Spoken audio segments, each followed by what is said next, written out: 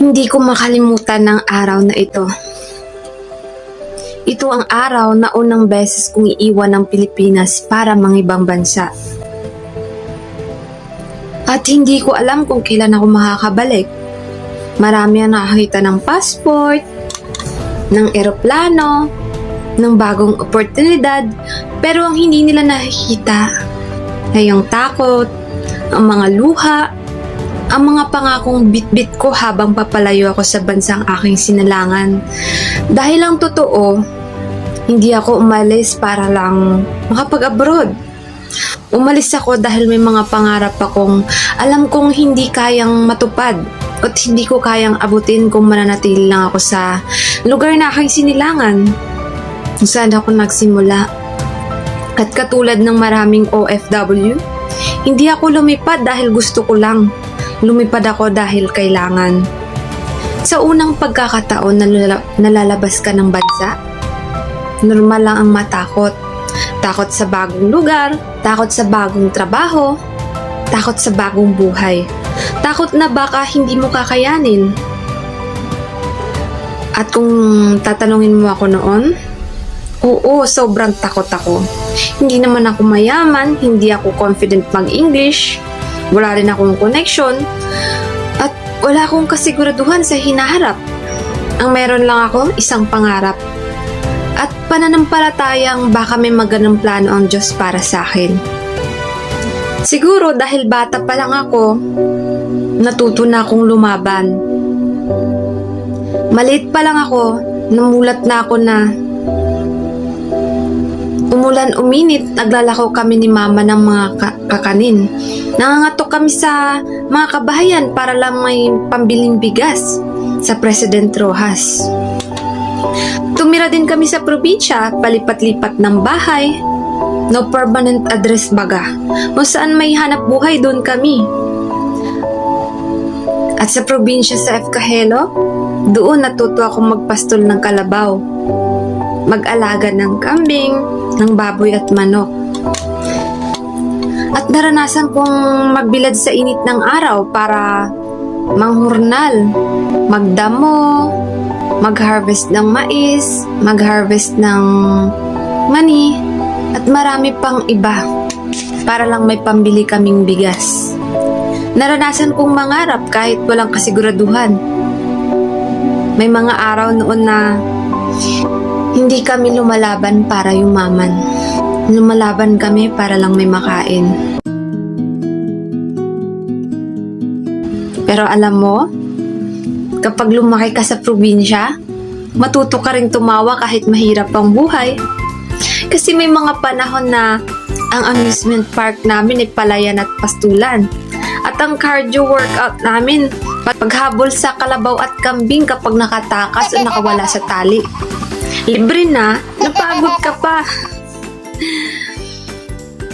Nakakatawa man pakinggan ngayon, pero doon ko natutunan ang pinakamahalagang aral sa buhay ko.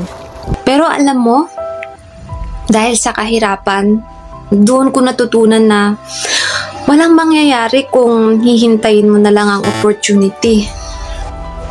Kasi hindi ito kusang babagsak sa harapan mo. Kailangan mo itong hanapin, kailangan mo itong habulin, kailangan mo itong pagtrabahuan. Kasi nga, nasa Diyos ang awa, pero nasa tao pa rin ang gawa.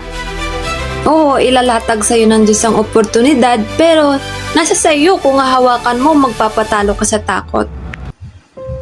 Alam mo, habang nasa eroplano ako, may isang taong paulit-ulit kong naiisip. Si Mama. Lahat ng pinagdaanan ko sa buhay, may isang conversation at isang sitwasyon na hanggang ngayon hindi ko pa rin makalimutan.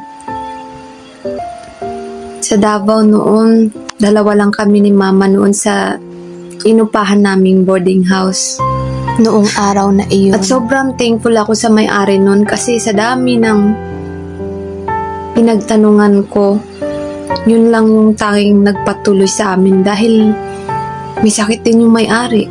Dahil karamihan kasi sa mga may-ari ay ayaw makasama ng may sakit at bedridden. Pero ang mas masakit, Yung kasing inupahan naming lugar ay marami palang surot. Maraming gabi na gigising na lang kami ni mama na puno na kami ng kagat. At minsan, pagmulat ng mata ko, nakikita ko si mama na hirap na habang may mga surot na busog. Masakit, sobrang sakit.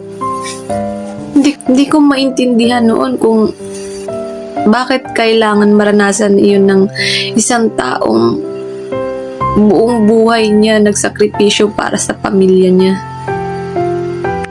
Cashier ako noon. 12 hours akong nagtatrabaho mula 6 p.m. hanggang 6 a.m. At pag uwi ko, hindi pa tapos ang laban. Dahil bedridden na si mama, sa kama ko na siya pinapaliguan, inaalagaan. At alam niyo ba, may mga panahon na wala kaming pambiling pampers. Kaya ang ginagawa ko, yung mga damit namin ginagawa kong pampers. Pagkatapos, lalaban ko ulit kahit may dugo, kahit may nana, kahit masakit tingnan. Hanggang ngayon, hindi ko pa rin makakalimutan ang mga eksenang iyon. Dahil yun ang mga araw na naramdaman ko wala na akong ibang magawa kundi lumaban. Pero higit sa lahat, may isang usapan na hindi ko makakalimutan. Naglakas loob akong lumapit kay mama at sinabi ko sa kanya na patawarin niya sana ako sa lahat ng mga pagkukulang ko. At pagkatapos nun, hindi ko na napigilan ang sarili ko na humagulgol. At niyakap siya at nakiusap ako na sana lumaban pa siya na kasi hindi ko pa kaya. Dahil ng mga panahong ito, pakiramdam ko siya na lang ang meron ako. Pagod, sabi ko, kaya kong tiisin. Yung puyat, yung trabaho sa gabi. Yung pag-aaral ng Korean language dahil yun yung nakikita kong makatulong para maipagamot ko siya kapag nakapag-abroad na ako. Kaya kong gawin lahat yun, pero wag niya lang akong iwan kasi hindi pa ako nakakabawi. Sabi ko sa kanya kasi gusto niya na ipaayos ko yung ngipin niya. Parang yung pangarap niya. Sabi ko, gusto ko pang ipaayos yung ngipin mo. Gusto pa kitang mapasyal. Gusto pa kitang madala sa ibang bansa. Marami pa akong pangarap para sa'yo. Pero minsan, hindi hihintayin ng buhay kung kailan tayo handa. Pero sa lahat ng sakit, may isang bagay akong ipinagpapasalamat. Nasabi ko sa kanya kung gaano ko siya kamahal. Nasabi ko ang I love you, Mama. At ngayon, napagtanto ko na mas mahalaga pala yun kaysa anumang perang kikitain ko. At alam mo, matagal kong daladala ang sakit na iyon. May mga panahon na galit ako. May mga panahon na tinanong ko ang Diyos kung bakit si Mama? Mabait naman niya. May mga panahon na gusto ko nang sumuko. Pero habang tumatagal, may isang bagay akong natutunan. Hindi natin kontrolado ang buhay. Lahat ng nangyayari. Hindi natin kontrolado ang sakit. Hindi natin kontrolado ang pagkawala. Hindi natin kontrolado ang mga pagsubok. Pero kontrolado natin kung paano tayo babangon pagkatapos. At doon ko ginawa ang isa sa pinakamahalagang desisyon sa buhay ko. Hindi ko hahayaang sisirain ako ng sakit. Hindi ko hahayaang maging dahilan nito para tumigil ako. Instead, I weaponized my pain. Ginawa kong gasolina ang sakit. Ginawa kong lakas ang bawat luha. Ginawa kong dahilan ng bawat kabiguan para mas magsikap. At sa bawat pagkakataong gusto kong sumuko, pinapaalala ko sa sarili ko kung bakit ako nagsimula. Ngayon wala na si Mama, minsan naiisip ko pa rin siya. Lalo na kapag pagod na ako, kapag may mabibigat na problema ko, kapag gusto ko nang sumuko. Pero minsan, naiisip ko rin, kung makikita ko ng batang ako noon, yung batang nagpapastol ng kalabaw, at yung nag-aalaga ng kambing, baka hindi siya maniwala. Baka sabihin niya, "Hoy Joy, talaga ba? Talaga bang nakarating tayo sa Israel at Australia?" At sa totoo lang, kung sasabihin mo rin iyan sa batang Joy noon, hindi rin siya maniniwala. Dahil wala kaming pera, wala kaming kasiguraduhan, at maraming beses akong natakot.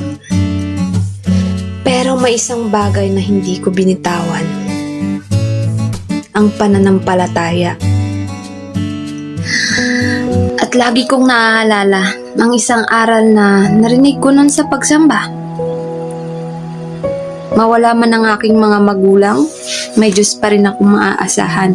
At iyon ang dahilan kung bakit patuloy akong bumabangon. Maraming nagsasabing kapag nasa abroad ka, successful ka na.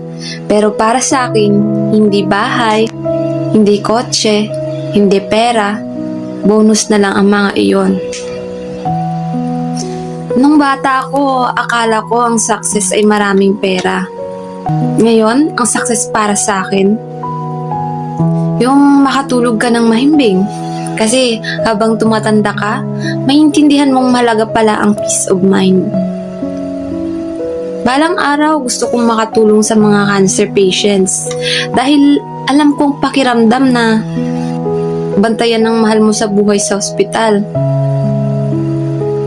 Alam kong pakiramdam na walang-wala. Na may mga gusto kong kainin sa ospital pero kahit yung pambili nyo ng gamot, wala. Gusto kong makatulong sa mga hayop na inabuso at pinapabayaan. Gusto kong makatulong sa mga taong tumulong din sa amin noon. Kung ikaw ang nanonood nito ngayon at pakiramdam mo pagod ka na, pakiramdam mo wala nang makakaintindi sa'yo, pakiramdam mo gusto mo nang sumuko, gusto kong malaman mo na hindi ka nag-iisa. Alam ko ang pakiramdam ng tahimik na umiiyak. Alam ko ang pakiramdam na lumalaban kahit ubus ka na. Alam kong pakiramdam na ngumingiti sa harap ng ibang tao habang may laban kang ikaw lang nakakaalam. Pero wag kang susuko. Hindi dahil madali ang buhay, kundi dahil may purpose ang bawat sugat. May dahilan ng bawat luha. At may magandang plano ang Diyos. Kahit hindi mo pa ito nakikita ngayon. One day, lilingon ka rin sa lahat ng pinagdaanan mo. At masasabi mo na, "Salamat Lord dahil hindi mo ako pinabayaan." Dahil ang sakit na akala kong sisira sa akin, siya pala ang huhubog sa taong ako ngayon. Your pain has a purpose. Your story is not over. Keep going. Noong araw na umalis ako ng Pilipinas, hindi ko alam kung saan ako dadalhin ng buhay. Hindi ko alam na makakarating ako sa Australia. Hindi ko alam kung ilang beses akong iiyak, ilang beses akong matatakot, ilang beses akong madadapa. Pero, tumawa rin ako. Natuto ako, lumakas ako, at alam ko kung bakit ako lumipad. Lumipad ako dala ang takot. Lumipad ako dala ang pananampalataya. Lumipad ako dala ang pag-asa at higit sa lahat, lumipad ako dala ang pangakong ginawa ko sa aking ina. Alam niyo, may isa akong pangako kay Mama na hindi ko makakalimutan. Nung araw bago siya mawala, pakiramdam ko, yun na lang ang hinihintay ni Mama. Pakiramdam ko, gusto niyang marinig mula sa akin na magiging okay ako bago niya ako iwan. Alam kong sobrang hirap na siya. Halos bunutin niya na yung colostomy-bag niya noon sa tiyan niya dahil sobrang sakit ng pakiramdam niya. Sobrang irritable na siya. At butot balat na siya. At bawat araw, mas nakikita ko yung sakit na pinagdadaanan niya. At durog na durog ng puso ko. Kinausap ko siya. Sinabi kong, Mama, sakit sa akin na hindi na kita makakasama. Masakit isipin na darating ang araw na hindi na kita makikita. Pero mas masakit para sa akin na makikitang sobrang nahihirapan ka. Nahirap ka na. Mas masakit na makita kang lumalaban habang ubos na ubos ka na. Kaya pinapakwalan na kita, Mama. Magpahinga ka na. Kaya ko na. At pangako, aayusin ko ang buhay ko. Aayusin ko yung mga desisyon ko. Pangahawakan ko yung tungkulin at kahalalan ko. At hindi ako mapapariwara. At hindi masasayang lahat ng sakripisyo mo para sa akin. At gagawin ko lahat para maging proud ka sa akin. At habang sinasabi ko yon, tumutulo na lang ang luha niya at pumikit siya.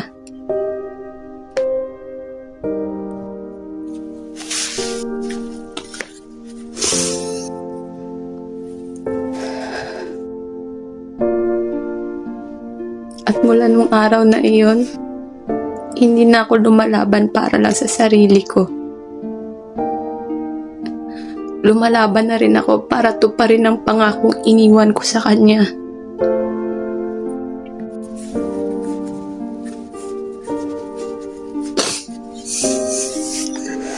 Kaya, para sa lahat ng OFW na tahimik na lumalaban, hindi ka nag-iisa.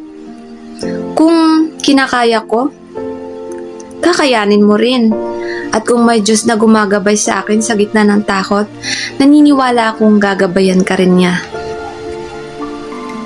Sa muli, maraming salamat sa panonood. Salamat sa pagsama sa akin sa kwentong ito. Hindi madaling balikan ng sakit, pero kung may isang taong nabigyan ng pag-asa, sapat na yun. Kung ikaw ay OFW, breadwinner o tahimik na lumalaban sa buhay, gusto kong malaman mo na hindi ka nag-iisa. At dito pa lang nagsisimula ang journey. Sa next episode, ikikwento ko naman kung paano ako nagsimula sa Israel. Ang bagong buhay, bagong trabaho, bagong takot, at mga unang pagsubok na humubog sa akin. Kaya sana samahan niyo ulit ako sa susunod na episode. This is Joy Travels and Life Diaries as OFW. Hanggang sa muli, keep the faith, keep going, and never give up. Stay safe.